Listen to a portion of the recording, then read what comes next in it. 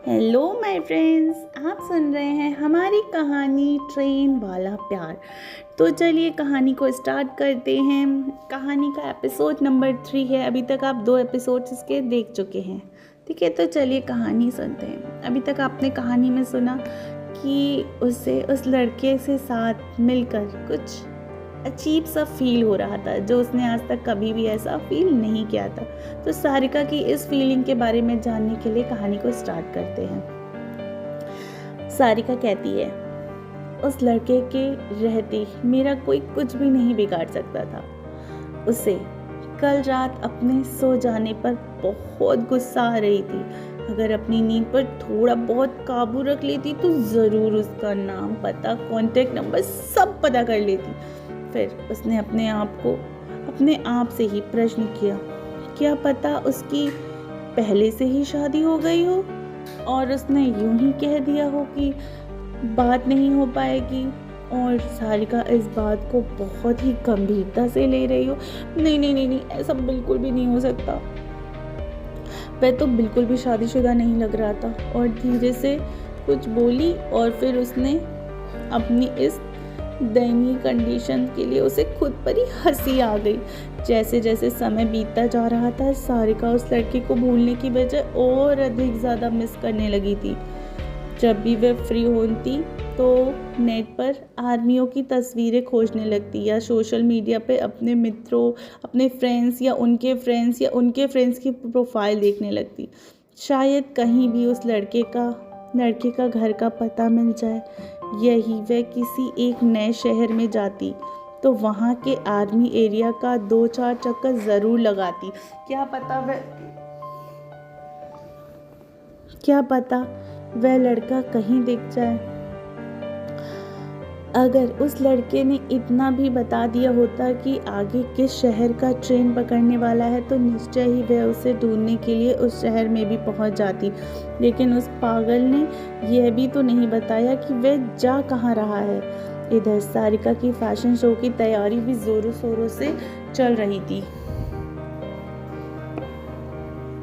उसका लक्ष्य था कि मुंबई में होने वाले ऑल इंडिया फैशन शो में उसे राष्ट्रीय स्तर पर पहचान मिल जाए, और इसके लिए वह भी जी जान से मेहनत कर रही थी। लेकिन उस लड़के का ख्याल कभी कभी उसे विचलित कर देता था।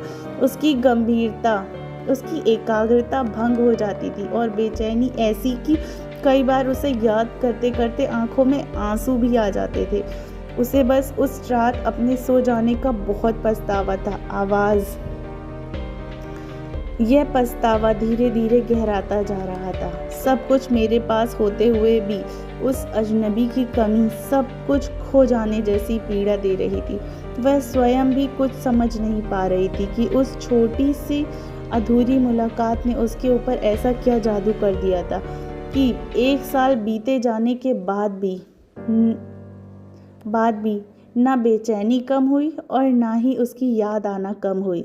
इतना अच्छा रिश्ता आया था तेरे लिए, तूने मना कर दिया, वे भी एक अनजान व्यक्ति के लिए। तुझे लगता है कि तू उसके चक्कर में पागल सी हो गई है।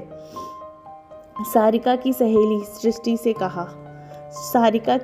सृष्टि ने कहा, हाँ यार, लगता तो मुझे भी यही है कि मैं उसके चक्कर में पागल सी हो गई हूँ, और अब तो यह लगने भी लगा है कि मैं उससे दोबारा कभी नहीं मिल पाऊंगी। फिर भी पता नहीं वह मेरे दिलो दिमाग पर इतनी बुरी तरीके से क्यों छा गया है कि चाह कर भी मैं दूसरों के बारे में नहीं सोच पाती। पता नहीं पिछले जन्म में उसके साथ मेरा क्या रिश्ता था या अगले जन्म में मेरे साथ उसका क्या रिश्ता होने वाला है। लेकिन उसको देखने के बाद शायद अब मैं किसी से भी शादी नहीं कर पाऊंगी। उसके अलावा कोई और लड़का मुझे अच्छा ही नहीं लगता। सारिका ने एक ही सांस में सब कुछ बोल दिया।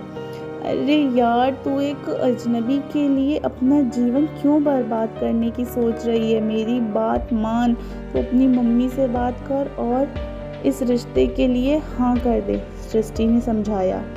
मैं अभी किसी भी रिश्ते के लिए हाँ नहीं कर सकती। यहाँ तक कि अगर वह अजनबी भी आ जाए और शादी के लिए कहेगा तो भी मैं उसको भी यही बोलूँगी कि इवेंट पूरा होने तक तुम्हें इंतज़ार करना पड़ेगा। सारिका ने स्माइल देते हुए जवाब दिया, तेरा दिल सिर्फ उस अजनबी पर ही अटका हुआ है, पागल सृष्टि। पागल पागल लड़की, सृष्टि ने कहा। हाँ यार, बात तो तू सच ही कह रही है, लेकिन मैं क्या करूं, और तो मुझे कोई अच्छा ही नहीं लगता, तो मैं क्या करूं? क्या आंटी को पता है तेरे इस पागलपन के बारे में? नहीं, अगर मम्मी को पता चल गया तो मेरी मम्मी रिश्ता कहीं और तय कर देंगी, तो फिर मैं आंटी को बता दूंगी, सृष्टि ने आंख मारते हुए सारिका के मजे लेने के लिए कहा। अगर बताया तो मैं तुम्हें जान से मार दूंगी। सारिका ने सृष्टि का गला दबाने का नाटक किया। अच्छा यार, नहीं बताऊंगी, अब चल तेरे इवेंट की तैयारी करते हैं। हाँ वहाँ भी उस लड़के को याद करके तेरा काम चल जाएगा। अच्छा अब चल, जो तूने ड्रेस फाइनल की है वह तैयार हुई कि नहीं? चल देखते हैं। कहते हुए दोनों कपड़ों की दुकान की ओर चल पड़ी। आज के दिन के लिए सारिका पिछले साल से तैयारी बहुत ज़ोरों शोरों से कर रही थी और आज उसके शो की कलेक्शन इस अखिल भारतीय स्तर के फैशन शो में प्रदर्शित होने जा रही थी।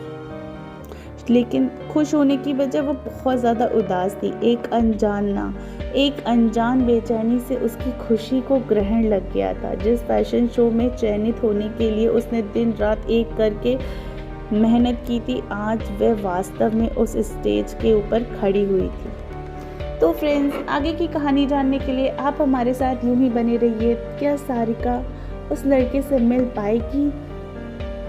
इन सवालों के जवाब पाने के लिए भी आप हमारे साथ स्टोरी में बने रहिए। मिलती हूँ आपसे अपने नेक्स्ट एपिसोड में। तब तक के लिए अपना ख्याल रखिए। सिर्फ टिनी FM जान के साथ।